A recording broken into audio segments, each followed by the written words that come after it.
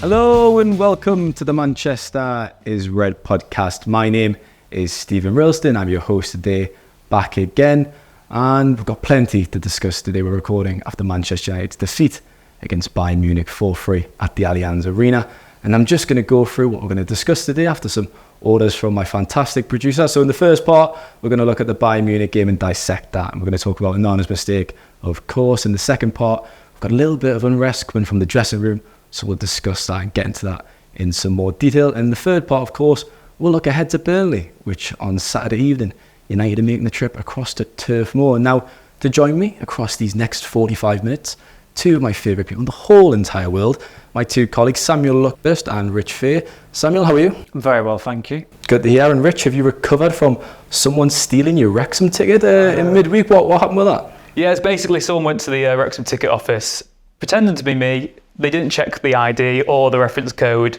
I was ticketless at one point for Stockport away on Saturday, but thankfully someone has come good. So I'm back on course for the double header. Stockport away at 3 p.m. and then Turf Moor at 8 p.m. as well. So it's all fine. The thing is, Rich, there has to be some consequences for being famous. As Samuel knows. As Samuel knows. It's quite impressive, actually. Normally you've just got nut jobs online who didn't pretend to be you, but this guy actually, or this woman, whoever it could have been, they've gone the whole hog and they've got away. Well, not got away with it, but it certainly worked to an extent. But I'm glad it's been sorted anyways. Yeah, Rich. thank you. I'm relieved, absolutely relieved for you. Your bar must be very low if we're two of your favourite ever people in the world, isn't it? I mean, I say what I do when I get paid. Do you know what I mean? I say certain things when I get paid a certain amount, basically. Anyways, into the football. Samuel, you out in Germany with Tyrone, a nice trip across to Bayern Munich, a fantastic stadium.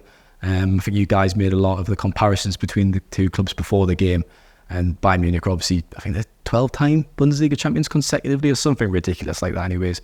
Look, 4-3 in the end. If you said at the start of the game that United were going to score 3 goals away at Bayern Munich, you think, fantastic. It would have been a great result. But it wasn't in the end, and Bayern Munich opened up by scoring twice, 2-0, after a really good start from United. So that really positive start had a mini collapse, and I think from after that they didn't really look like getting into the game or to getting back into the position to win for me. What did you think about that, and what was your general verdict really as the game went on? It was a difficult one to write because United kept on threatening to salvage the game, even though they were never really close to salvaging the game. Whenever they scored, apart from the final goal, Bayern Munich, I think, scored within 4 minutes of Højlund scoring and Casemiro scoring the first goal. And that really does typify where this United team is at the moment. They are mentally weak. They're extremely fragile. The character that was in the squad, that was restored to the squad last season, seems completely devoid in this team at the moment. And you can't fall back on the injuries as an excuse. You look at that team in midweek. Fernandes is the captain. He's a big personality. Martinez, Casemiro, Rashford's the poster boy. It must have been disconcerting for Ten Hag and his staff to see Rashford look so defeatist before half-time. And this was happening right pretty much just down below in front of us. And McTominay was warming up and he was having to G him up just because he'd lost a duel with Upamecano. But where it only ended 4-3, and going into it, certainly a lot of people, myself included, thought it would probably be a damage limitation exercise, and it was a case of how many Bayern Munich would win by. It didn't pan out that way, and from what we understood out there as well, the feeling in the United dressing room was that there were some figures saying, look, we've got to see this as a corner turn, as daft as it sounds. I mean, the third defeat in succession, but you could argue that they did go toe-to-toe with one of the best teams in Europe. They only lost by 1 goal. I know this is straw clutching, but this is the modern Man United, and this is the way they have to look at it, because if they don't, they're not going to arrest this terrible form they're in at the moment. And so by only losing by 1 goal, at full time, I mean, Reguilon collapsed to the turf, and I thought he's entitled to it because he put a shift in. There were some who didn't. But when they went over to the supporters and looked up at them, the supporters were applauding them. They reciprocated it because there was an appreciation that United had most of them anyway, had put a shift in, that they had started well, that had they got that goal, they were always going to have to score first in that game to have any chance of getting anything out of it.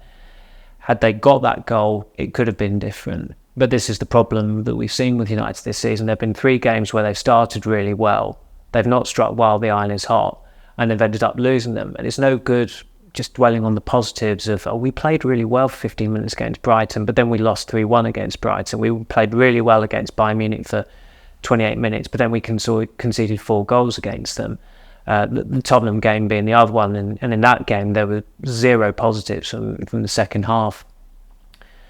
And ultimately they've lost again, but the Champions League group stage is salvageable. They've got 5 games to row that back, but it's the bigger picture. As I said, it was a strange one to write about, because in some ways, and I don't mean this vindictively as well, it would have been a hell of a lot easier had they just been pummeled 4-0 and you're writing about another inquest. But it wasn't that. There was some steeliness about them, even though there was some really poor performances, and there were very few outright genuinely good performances. Probably wasn't even one out there. I thought Reguilon was he was decent, but we all know he's a good attacking left back. Defensively, he's lacking, and he's gettable, and Bayern got at him as they got at Dalot on the other side. But Reguilon, you could come away from that and have some appreciation for the performance he put in.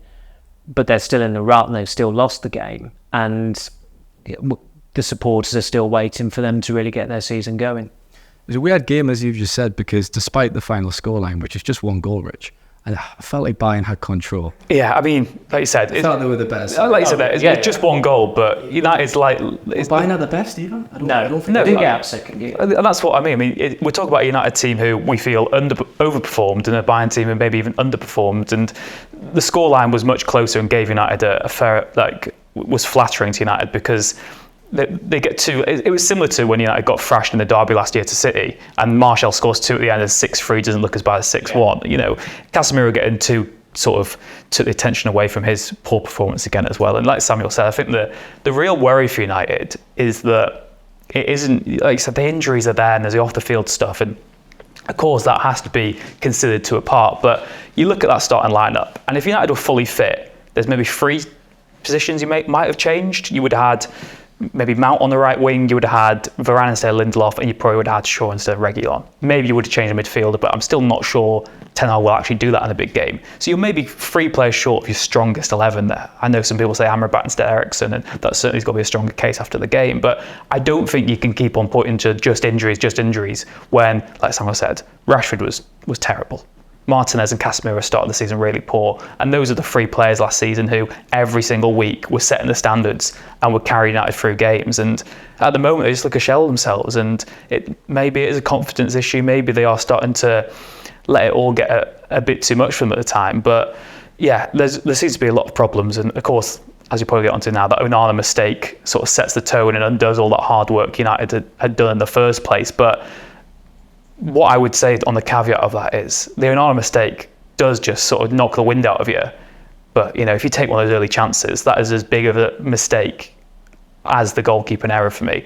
And Eriksen had that big chance. Yeah, you've got 90 minutes, you got 96 minutes with all the other time to put those things right. And of course, the goalkeeper mistake's going to be scrutinised, and people are saying that is the reason United lost momentum in the game. But if Eriksen's miss is as big a mistake as Onana's goalkeeping error for me.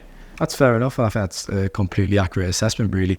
On Onana then, Samuel, it feels like a rite of passage somehow with United goalkeepers that they have to make mistakes at the start of their careers. David De Gea did it a lot. He overcome it to become a fantastic player for the club. It was a really, really poor effort, wasn't it, from Onana? I mean, the ball kind of scurried under his body. He has to save that. He has to. The Ten Hag came out in his press conference and he said, look, Sane should have been stopped. The problem should have been addressed before Sane even got the shot off. What did you think about that? And also, I think it's worth discussing his quotes after the game, because to be fair to him, he came out and he took responsibility, didn't he? He said, look, I've let the team down. I should have done better. So I thought that was quite endearing from Onana. I liked that when he came out and said that. He's living up to David De Gea's reputation, because De Gea did exactly that after he dropped 1-0 against Brentford. Maybe he's been studying him. He requested to speak to the media afterwards, and Onana did that, and it was... he was very frank about it. It was a dreadful error. As soon as it goes in, you think, that is a goalkeeping error. We didn't have monitors in the press box, but we didn't need them on that occasion. It was interesting that afterwards, I mean, when a keeper makes an error that egregious, it is pointless the manager dissecting it, because everyone knows it's a howler. And I think a lot of managers are inclined to actually look at the build-up and try and like soften the criticism, which is what Ten Hag did.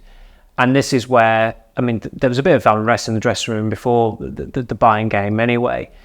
But he's starting to criticise goals where he's not naming names, but he doesn't need to. When he criticised the build-up to the first goal, all you have to do is go on your phone, type in the keywords, you see the replay, and you identify the player or players that he's got to be in his bonnet about. And if we can see that, exactly. The players, the player was Rashford, who, as soon as Sane passed it, the thought of even tracking him clearly just does not enter his head, because, and this has been an issue United have had going back to Ole Gunnar Solskjaer and Jose Mourinho as well, Rashford does not like and is not good at tracking back, which is a case with a lot of wingers. They're not trained that way, they don't think that way, but it is expected of them. And I mean, Sane had actually started the game really poorly, and he somehow got the man of the match award. I thought Musiala was terrific. He was certainly the best player on the pitch, but it's a tame shot. It's first time. It seemed like Onana was surprised by that, but it was more interesting that Ten Hag scrutinised the build-up to it, and then he was going on about the manner of the second goal, which, watching that back, I was aghast at how easily Musiala was able to get past Dalot. And it was interesting during the warm-up, because we were watching the defenders, and there was a lot of intense body language. There was a lot of high-fiving and chest bumping, and they were it's like us at five-a-side, isn't it? When we they were pumped up for it. They observed the Champions League anthem, did their handshakes, and Dalot broke off and was clapping the supporters and pointing up to them. And I thought, okay, now back it up. He couldn't. There was only one of those defenders who could properly back it up, which was Reguilón, who, as I said, I thought he performed respectably in the circumstances. But how Dalot, and he's well ahead of Musiala as well for that second goal, how he gets bypassed by him that easily. And I know Musiala is quick, but Dalot is supposed to be quick. And this is a player who has not played well for United since November. That is that is the reality. That is the brutal truth of the matter. And unfortunately for United as well, they can't drop him. There are quite a few players in the squad or the team at the moment in the circumstances that they can't drop, because there's literally not an alternative. There's not. Who's the other right back that they could play? Like out now, right? Wan-Bissaka, but he's injured. That's no. But like, so there's nobody in there. Nobody's fit and available. Who's the under-23? Well, it was Gerardo. He's with Barcelona. Sam Murray. I mean, listeners wouldn't have heard of him. He's mainly left back, isn't he? Yeah. Well, exactly. Like, it's almost maybe we would call Brandon Williams. I'm not saying that for a moment. Give Kieran Kenner a call. But that culture of complacency. He has 5 average months. He gets a 5-year contract.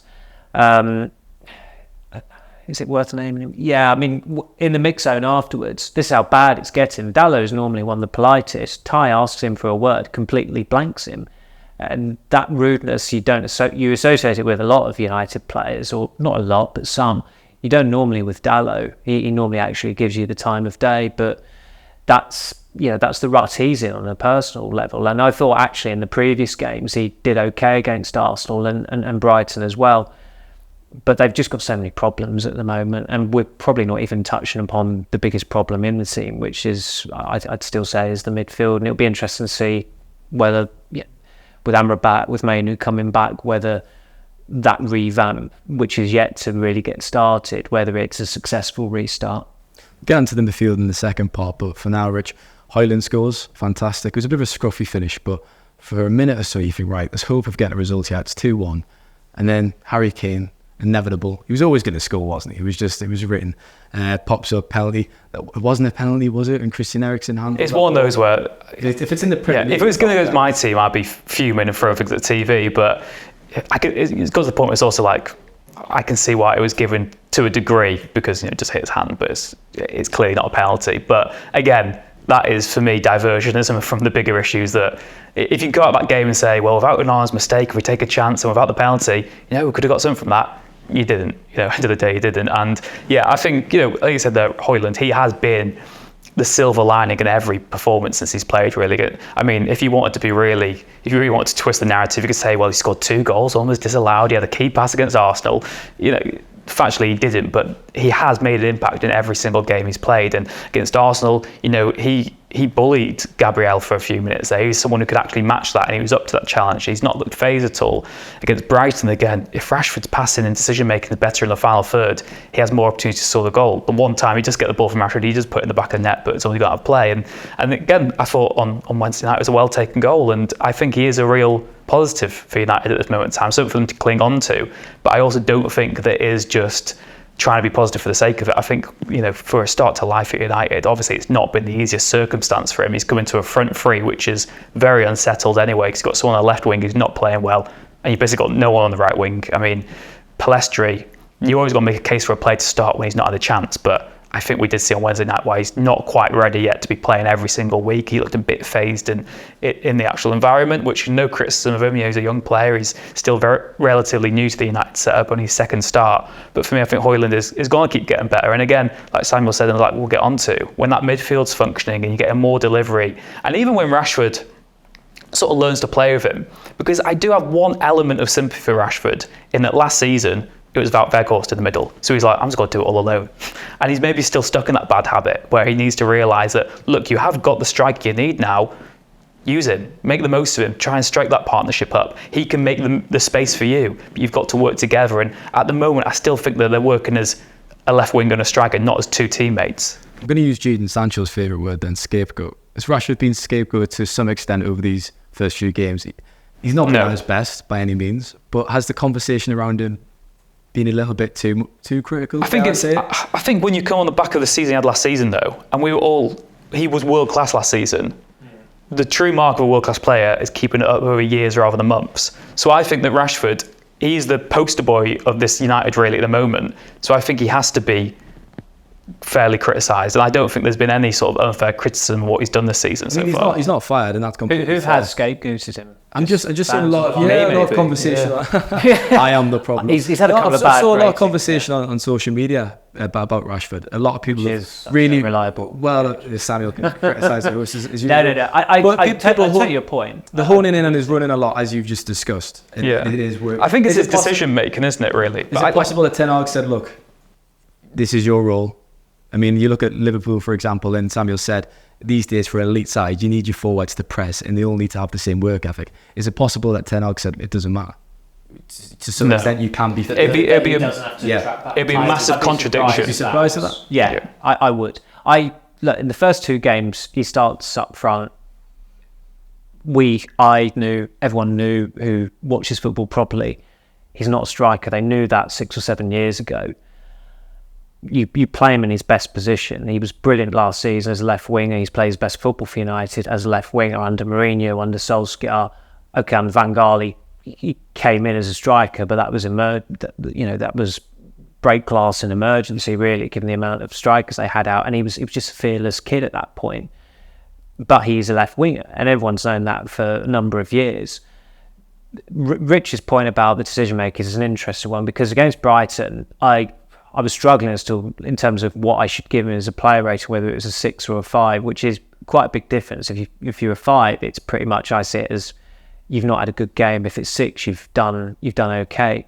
He was United's best attacking threat by far, but his decision making was so terrible in the game that if his decision making is good, they probably get something out of it. They don't necessarily win it, but I don't think they necessarily lose it either. And those are the margins. In terms of scapegoating him, I think he's always had. There's always been an online crowd that, for whatever reason, he's not their cup of tea. I don't quite know why. You have this. It's very odd. There are overseas supporters who don't like local players. It happens to academy players quite a lot, doesn't it? They're overseas fans who are supporting a club who play in England, thousands of miles away. There are some warped people out there. I don't quite understand it, but in terms of his performances this season, I mean, against Nottingham Forest, he had a big role in all 3 goals. Against Arsenal, he scored a good goal. If you wanted to do the positive spin, he was the biggest attacking threat against Brighton, but his decision making was poor. I didn't think he was the worst player in Munich. I mean, he did not play well, but I thought Fernandes was particularly abysmal, and that final, the winning goal, that comes from Fernandes playing a terrible pass, and we've seen him do that before. And you'd think there'd come a point where he finesses his game and he eradicates that. But when he's, one of the issues I have with United in terms of how they collapse is that when, I think it was after the second goal went in the other night, they all just go back to their positions, heads bowed. There's no real inquest. I think there was one point Marte started shouting, and if they don't concede a goal and it's out for a corner, it's high five central, and it's like, we've done really well here. And there are still cultural elements there that are lingering from the previous regime, which is quite well timed given what Solskjaer was saying this week. And some of the things he said were sensible in his interview with Andy Mitten. Some of the things he said, it was just completely oblivious to him, like when he was going on about that long unbeaten away record we had. Yeah, you had that playing in stadiums that were empty. It was absolutely meaningless. But he did set that culture of a bit of complacency, a bit of leeway, and Ten Hag has not completely eradicated it, because there are still players there in that squad that he doesn't want. Just before we end this part, we need to give Rich a shout out, because he wrote before the Bayern Munich game that David De Gea revisionism, it's basically very silly, which I completely agree with. Mentioned at Carrington said. Oh, there you go. And Onana, obviously, fantastic replacement. And then what does he do? He makes you look a bit silly there, doesn't he, Onana himself, Rich? Yeah, he's not doing any favours, has he? Yeah. But like I said, look, I was going to tweet at the time, but I was like, no, I can't be bothered. Don't want to get into it. I'm not bothered about it too much. But it's like, the Onana mistake was almost identical to De Gea's mistakes against Brentford and West Ham last season. So if Onana might not be, you've taken a short-term hit on terms of shot saving for someone who makes your play style completely different, and long-term I think will be a benefit to United. And De Gea didn't just have an issue in the end with his mistakes, but it was not going for crosses. It was the thing he didn't always see as well, and not commanding his area. The defence just sort of losing faith in him whatsoever anyway. And De Gea's not got a club at the moment. I was just about to say, not even playing Saudi Arabia. Yeah, Saudi Arabia, I don't want you. Yeah, but again, I'm not trying to disrespect De Gea because he's a United, maybe not legend, maybe he is a legend. For what he did, he was world class for 3 seasons in a row. Yeah, I'd say maybe 4. Yeah, you'd look at 5. And I'm not having a go at De Gea whatsoever, but they needed to make that ruthless call. They've made it now. You've got to just trust Ten Hag on this one. And last season, you only have to go back to June, when Onana was the hottest goalkeeper in the world. He's having an incredible performance in the Champions League final. Pep Guardiola was talking about how good he was, and I think, sorry Samuel, but Onana had the best sort of. He had, I don't know what the wording is, but it's like expected saves or something in the Champions League. Basically, Inter Milan were expected. Basically, Inter Milan were expected to concede 18 goals last season in the Champions League, and they only conceded 10. Which means Onana's good. For anyone who is listening and not watching, Samuel is cringing in the seat. I had a friend who messaged me during the Bayern game saying about how the XG of shots at United was so low, yet Onana had conceded all these goals. And I was thinking, that's... What's it mean? There's a word I want to use, but I can't use it. If we're going to do Secret Santa in the office, we need to get Samuel the XG philosophy, that book, the famous book. Get him that for whoever gets. He let in savable shots against Forest, the first one, Brighton, the third one. Yeah, I agree with that. The Bayern, Sane's goal was the first howler. So there were 3 goals he should have kept out of 14, which isn't great. But on stats as well, I was trying to shoot all this in somewhere. On the Rashford, I was doing some research. There'll be a piece out on Saturday morning on the MEN. Rashford's had the second most shots out of anyone in the Premier League this season. I saw this, yeah. So he's obviously not lacking maybe confidence. He's maybe just lacking confidence in his teammates. But Haaland's got the most shots, 29. He scored 7 goals. Rashford's only had 6 shots on target from 23 shots. So I think he had 8 against Brighton. I think Ty and I were even counting. It must have been pushing double figures by the end of the game. Yeah, so Erling Haaland's had more goals this season than Rashford's had shots on target. That's quite the start, isn't it? It's quite the start. Anyways, we rumbled on in that part. The podcast is going to be a bit lopsided. So we'll end there for part 1 and we'll be back in a moment for part 2.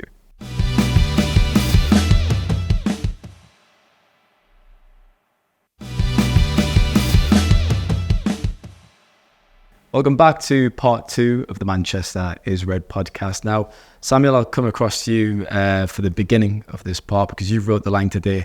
There's a little bit of unrest coming from the dressing room. Can you expand on that and tell the listeners a bit more, please?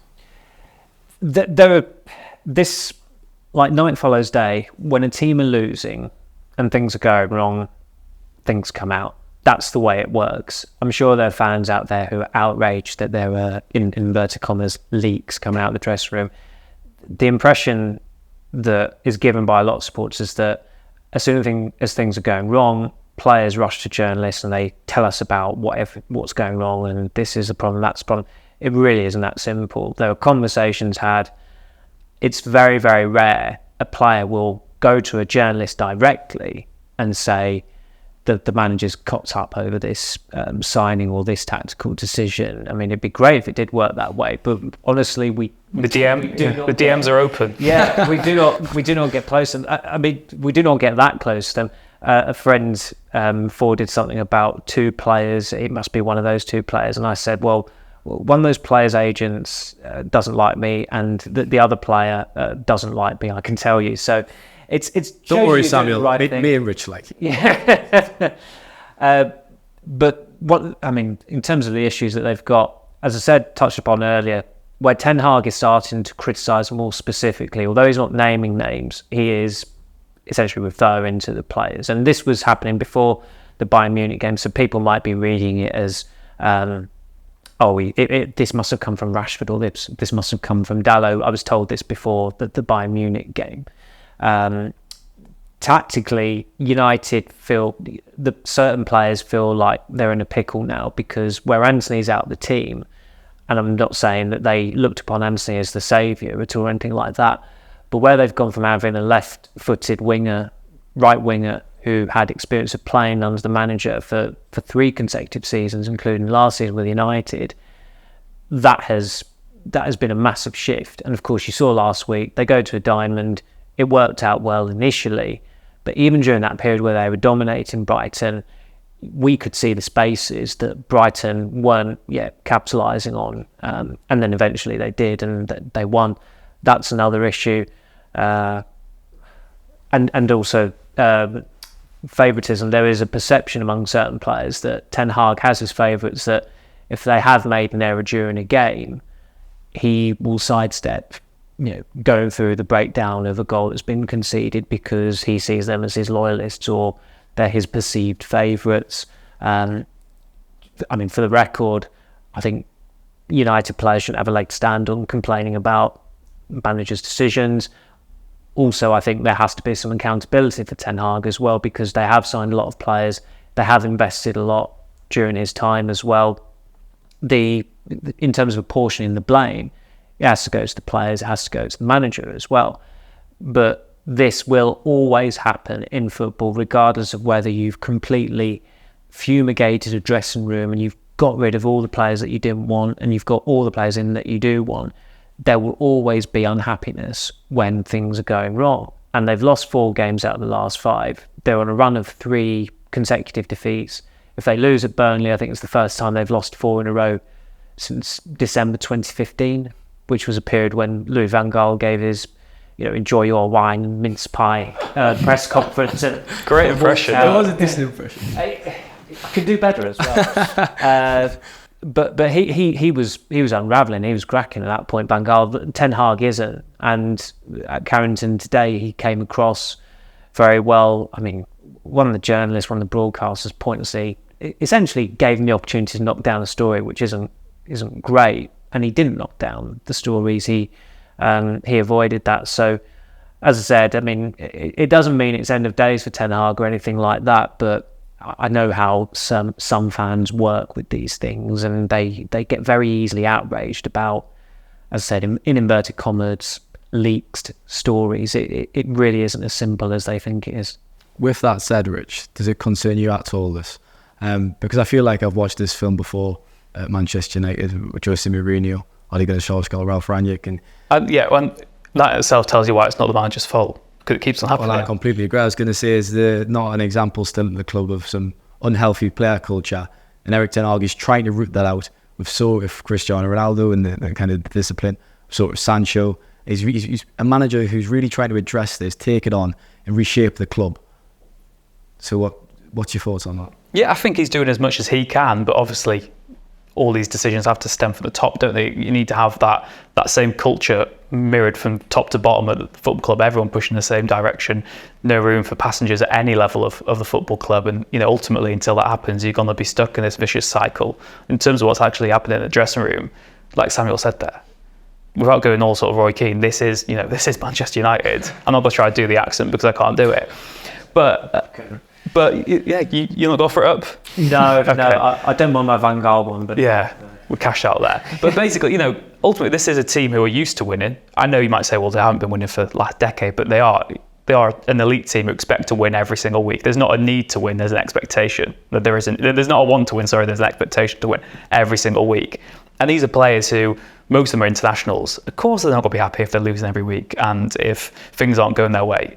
In a way, there's an element where you want some of your players to be sore losers. You don't want them to be gracious in defeat. You want them to be getting angry. You want it needs to be channeled properly. You need to use it to go again, to bounce back properly. But, I think, like Samuel said, there's obviously going to be different cliques, and it's modern football. I do think that it has changed a lot, and there is sort of this dream scenario of people thinking that every player's got to be happy. Of course, even if you're winning, you're not playing every week. There's going to be players who aren't happy with that, and even in the very biggest clubs who are winning every week, there's going to be players who aren't happy over their roles, feeling that there's favouritism and stuff. So I do just think it's a reflection of modern football, and like I said, I think Ten Hag is doing all he can really at this moment in time to try and change that philosophy and try to get United pushed in the direction he wants them to. But like I said, I think ultimately it stems from the very top of the football club, and there is still a whole issue of complacency from top to bottom at Manchester United. And you mentioned that every single manager goes through the same cycle,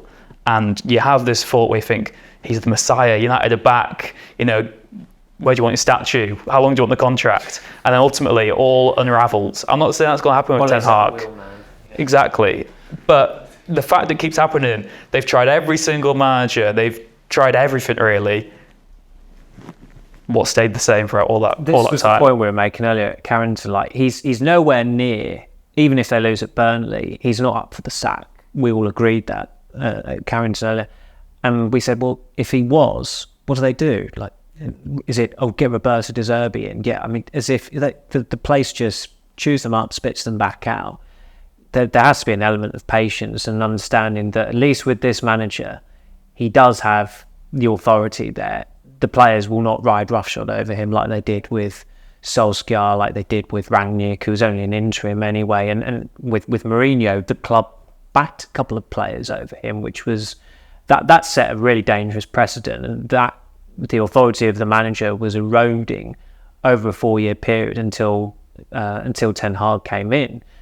So at least he has that, and that's why, as I said earlier, none of us, even if they do lose at Burnley, will be writing Ten Hag's on the brink or anything like that. He's not on thin ice. Is there a feeling that this has to work in the sense that the club have spent 400 million on Ten Hag? A lot of the players are his players, and he's pushed a lot for a lot of those players in that squad. It's, like someone said, that you can't just rip it up and go again, because who would you actually go for after him? But if you see the scenario down the line this season, right? This isn't going to happen not anytime soon, anyways. But in a nightmare scenario, that somehow they get rid of him, right?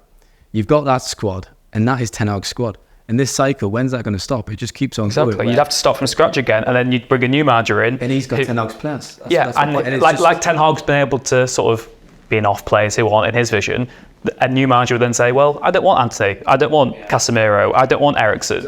And you start again. So what is the actual point? But again, it all stems from the very top and the fact that there is not that long-term plan in place anyway. So, I'm not saying now, and we're all saying, Ten Hag, I don't see any sort of scrutiny of his future in the coming weeks, but if it got to the stage where he did get sacked, they wouldn't have a plan to replace him anyway. And who would you go for anyway? It's nonsense. And like we said, I think that his decision making at times and maybe substitutions, his tactical layout can be a problem, but it's clearly not the problem at Manchester United. Yeah.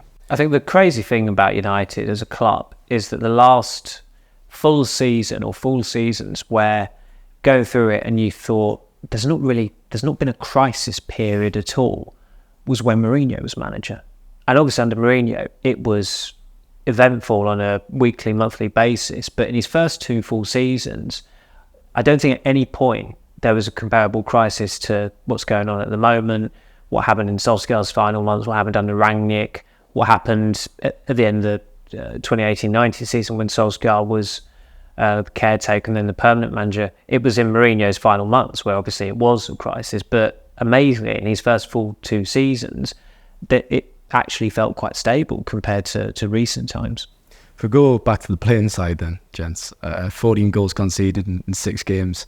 Rich, you said obviously Ten Hag has to take some responsibility for that because defensively they've not been good enough. They are contending with big injuries to big players. Can we have a conversation about Casemiro again? Because Rich said in the first part, look, he scored 2 goals, but his performance was a bit disappointing, I thought. He's not controlling games like he did last season. And I think that's, for me, a very valid point. I think it was probably the biggest criticism of him this time around. What have you thought about Casemiro, Samuel, this campaign? I suppose in the Brighton game, it was like a testimonial performance and that he'd play the odd pass that got a round of applause, but then he was slow as anything to react to a loose ball or keeping the ball. He's been very sluggish, and yet he's United's top scorer. He has been isolated, no matter how they look at it. He's looked slightly more comfortable with Eriksen back alongside him. But already that partnership, you sense last season that partnership was a 1-season only axis, and it worked well for by and large. You know, Eriksen had a long time out, a couple of months out with an ankle injury, but they were 2 worthy signings. Casemiro was excellent, Eriksen was very good, but it did seem to have quite a short shelf life. There's a reason why United went out and signed what they thought was a central midfielder.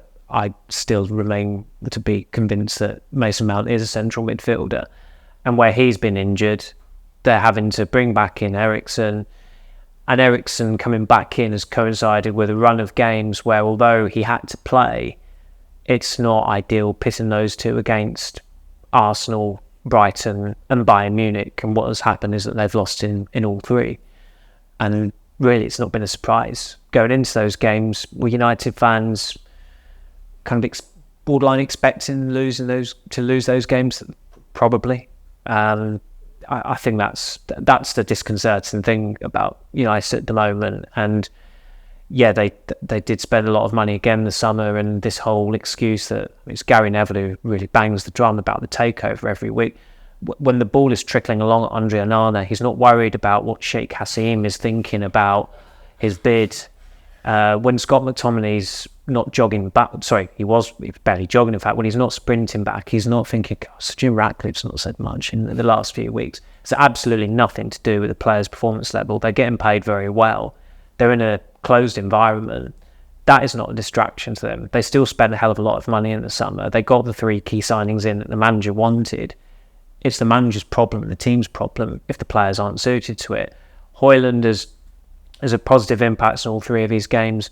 I think Mount is destined to end up on the right wing the way things are going. And speaking to James Robson, Rich and I, former colleague who covered Chelsea during Mount's best period, he said he played his best on the right of a front 3. So I think logically he's going to have to end up there, and then you probably put Amrabat in with Casemiro to plug the gaps. And already that would be an admission of defeat, because everyone knows Mount was brought to play in midfield. So that was, going back to the story earlier, that's probably another element of the tactical adjustment, where the plan presented to them at the start of the season has changed quite markedly. 6 or 7 weeks, not even that, in 6 weeks, 5 weeks into the season. So it's not ideal, but as we've touched upon before, the planning did seem awry in certain aspects. We'll come on to Burnley then in part 3, but that'll be it for part 2.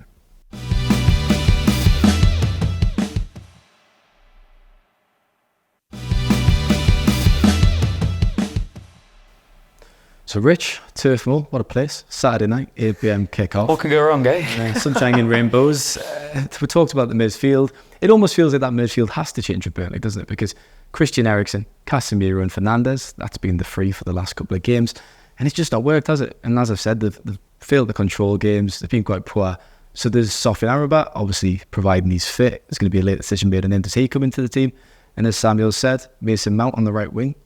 Is that a position you think he can excel in? Has he got the quality to play on that side? And I guess, is that probably the only answer actually on Saturday even, providing that Mount's fit as well, obviously, because he is coming back from an injury. Yeah, like you said, a lot of it will rely on that early team news before the game. And I think from Ten Hag's point of view, he needs to be seen to be making changes just to even maybe appease some of that fan pressure. I know he said that he makes his own decisions and he's very ruthless in his own thoughts, but I think he knows that he needs to be seen to adjust what's happening for this. And it'd be interesting to see what sort of tactical layout United have, because I know they're in poor form, but this is a winless Burnley side. They've got a very good record against Burnley anyway, historically in the Premier League. And you can't be going to Turf Moor looking to not lose. You've got to go there and try and win. I mean, even was it when Solskjaer was under fire? I remember them winning like 3-0 there. Pereira scored a goal maybe, or I think it was 2-0. 2-0. Marshall scored the other, I think. Tail end of 2019. 19, yeah. Oracle won't get it wrong. No. They were in that horrible snakeskin kit, I think. I believe with the United press officer that night who came up, sat behind us, she said, I can read what Rich is writing. Yeah. That was the only person who read my piece from the game, but it all counts. But yeah, like you said there, Steve, I think there has to be that change going into this weekend. Amrabat, I think eventually it'll be him and Casemiro. I think United just need to have two players sitting deep really in their midfield at this moment in time, but I don't think he'd be thrown in and like I said, when I went to open training on Tuesday, he was training alone. He wasn't even part of the group session. So I think he's still maybe a week or two off before he can actually be starting a game. Mount was part of that group along with Varane. I think it did say a lot that they weren't risked in Munich, because arguably Burnley away is a bigger game for United to win, because you do get second chances in the Champions League, and losing away to Bayern is a bit of a free hit because everyone knew United's issues. Losing to Burnley is not acceptable at all, no matter how many players are out injured. No offence to Burnley. So I think this weekend, Mount definitely will start for me. I think even if he wasn't fully fit, I think United need to throw him in really, because they just need someone who does have the ball-winning capabilities of him, the pressing that he does. He fits into Ten Hag's vision. He's Ten Hag's man. He needs to start playing games. And it is perverse though already that we're saying Mason Mount's the saviour. Samuel wrote this week, I mean, his last appearance was the Tottenham game when he's really poor in that. So yeah, he had a good first half and then tailed off. And on the flip side, I mean, Mount only had 2 games. Yeah, so what's 2 games? Yeah, I mean, like you need a chance to prove you can be an effective signing, particularly to find his role, because we still don't quite know where he's going to fit in. Like Sam said, I think it will be on the right wing going forward. But otherwise, in the squad, they are very limited with what they can do. I mean, the defence can't really change. Hopefully, Varane in for Lindelof, but like Samuel said, you'd like to drop Dallo if you could, but you can't. In goal, I don't think you can drop Onana. I know you got Bayindir there, but you're not going to make that. You're not going to make that choice. Oh yeah, Rashford will start on the left. Højlund will start up top. So what can you really do with midfield? McTominay proved why he is the reserve option, because he just is an unacceptable cameo appearance from him. I suppose, do I want to sort of go down the former colleague route and say United are wrong to sell Fred? But be careful, because you'll have a Fred signed shirt behind you soon. Yeah, but you just look at the games that have lost away from home this season. You look at, he'd have been more of an asset than McTominay, I agree. And his best ever performances were against Tottenham. He would have been good in the Arsenal game. Bayern away, you need someone like him, being a pest in midfield. What was it, Mosquito he called him last season against De Jong? Oh, he's the piano. I carry the piano. Yeah, carry the piano. So, ideally you'd have Fred maybe, but obviously he's not there anymore. So you look at what he can do with the actual midfield. I do think Mainu being injured, I don't think it is tokenism that Ten Hag dropped his name into all the time. I do think he can have a big role to play when he's fit and back and running. Obviously that's a while away now. He was training individually on Tuesday as well, but United are just limited with what they can do. Like I said, I think Mount and Varane will come in from the start. But other than that, what can you really do to that lineup? I can see Mainu having quite a big role in that. If Mount is shifted to the right, which I think he'll have to be, and maybe Eriksen will be very gradually phased out or used more sparingly, then Mainu is he's possibly the most prominent creative midfielder who comes to the fore, because McTominay is going to be at the back of the queue. Mainu initially will probably be just ahead of him, but if you're swapping in with Eriksen and if Mount's playing on the right, then Ten Hag told me in August that he was going to get opportunities, he was going to get chances. There was no way he was ever going to go out on loan. It's just a pity for him that he got injured at the time that he did, because he was having a very good pre-season. There was a lot of hope. that he'd have a big role to play in the first weeks and beyond. I'm just wary of the pressure building up on Main's shoulders already. Yeah, And absolutely. He's 18 years old. He's obviously incredibly... It's one of those things though, like, he's really young, but then every week we're saying, look how good Bellingham is, look how good Musiala is. There is an age where, Well, you need a chance to show it. And if he shows it, exactly. So I do agree with you that you have to temper your expectations. But I do also think that if you're an exceptional young player, you can't sort of say, oh, I want you to sign this youngster, that youngster. But let's be careful of our own. If you've got to give him a chance. Burnley then, Samuel, 3-0 against Manchester City on the opening day, 3-1 against Aston Villa. These are defeats, by the way. Burnley haven't won these games. Yes. And then 5-2 against Big Andrew's Tottenham. So they've conceded, 11 goals in 3 games against top 8 sides. United have an excellent record against relegation fodder away from home, struggle against good teams away from home. They should really win this game comfortably, shouldn't they? Yes, they should. Whether they will or not remains to be seen. But it's going to be a different Burnley to what they're used to encountering at Turf Moor, in that it's a more footballing Burnley side who did so superbly last season in the Championship. And in that City game, I think I watched the first half of because it was the first game of the season. I think between the goals, Burnley did quite well, and they had maybe a couple of opportunities or half chances where if they were more clinical, not as rusty, they might have made a game out of it, and then City just took the game away from them. And you can imagine they're going to be massively up for it, because it should be a pretty good atmosphere. Saturday night kick-off, they're still winless. That first win has eventually got to come at some point. United are in poor form, so they are going to be up for it.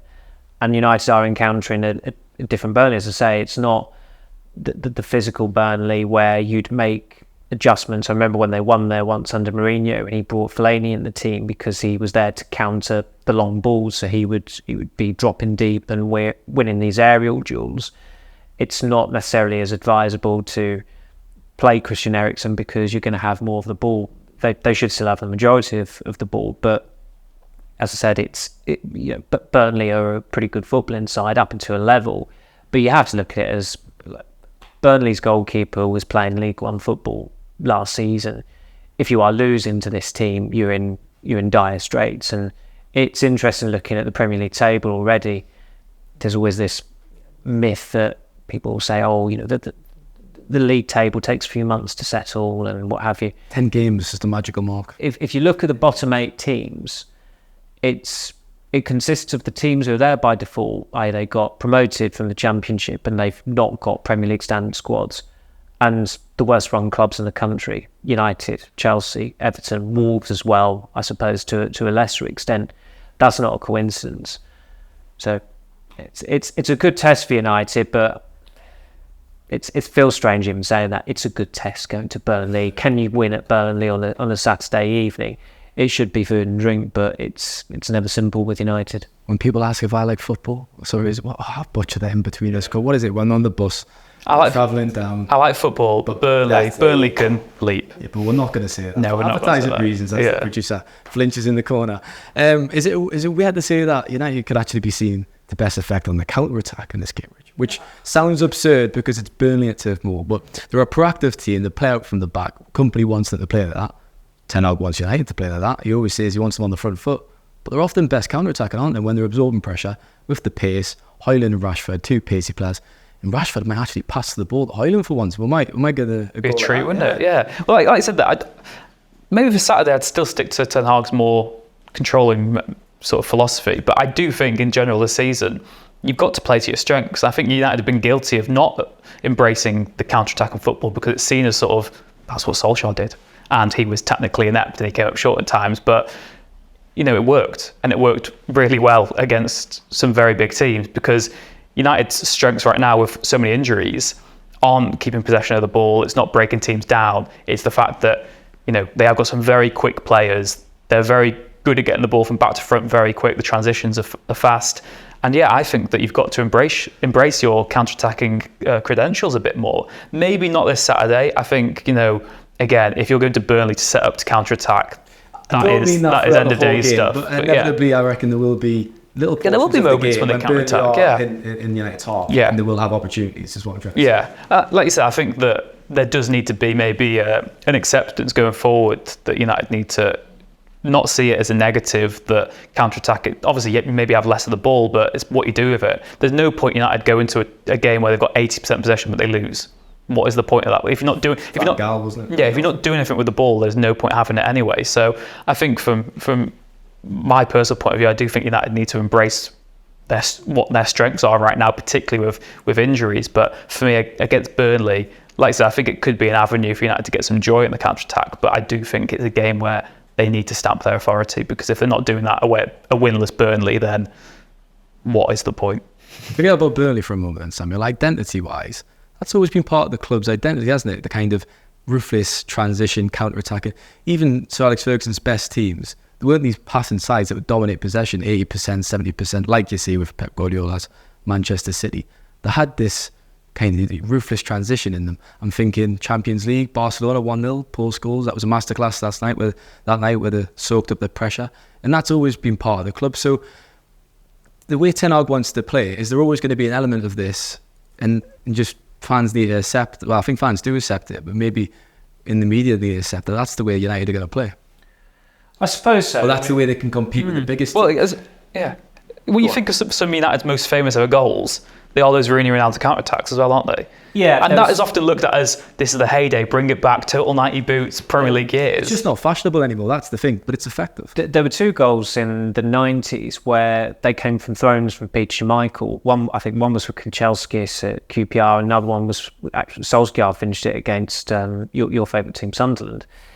And they have, as long as I've been watching football, United have had that counter-attacking identity. What that team also had in the 90s were players who could also control games. Keane, he was actually a brilliant, I say actually, everyone knows he was a brilliant player, but he was a brilliant passer of the ball. You could give him the ball, and I don't think I'm overstating it. If he had to play like Xabi, he could do, no problem. He was also hard as nails, and he would leave one on players, but he knew how to work a football and how to keep an attack going. And the reason why they got so many late winners as well was that they were a patient team. They would not panic. Even though the clock was ticking down, they would throw the kitchen sink at it, but they would do it in a very constructive way. It wasn't just going long ball all the time. It would be patient play. It would be recycling the ball. It would be using it in a very productive way and probing, eventually getting that breakthrough through, more often than not, quality goals, whether they were a cross or whether they were like a long lateral pass. So by all means embrace the counter-attacking side of it, but what teams win things being a counter-attacking team? I don't mean outright, I mean blending those elements is obviously key. That's the issue. Yeah. You will only get so far playing that way, as Solskjaer discovered. I mean, that was United's one tactic, and it was again what he said in that interview with Andy in the week.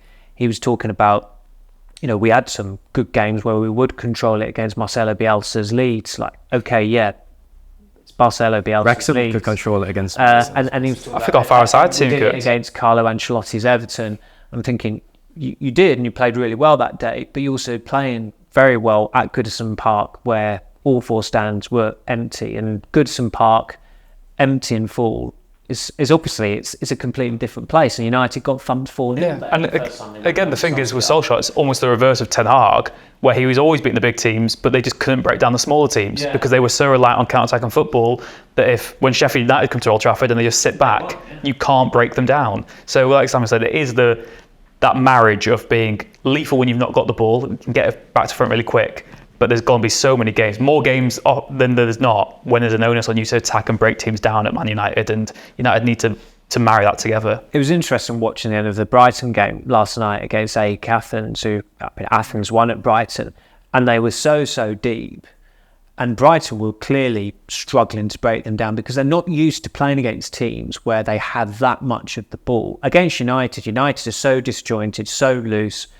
There are gaps in behind where players are getting drawn out of position that they were able to exploit it.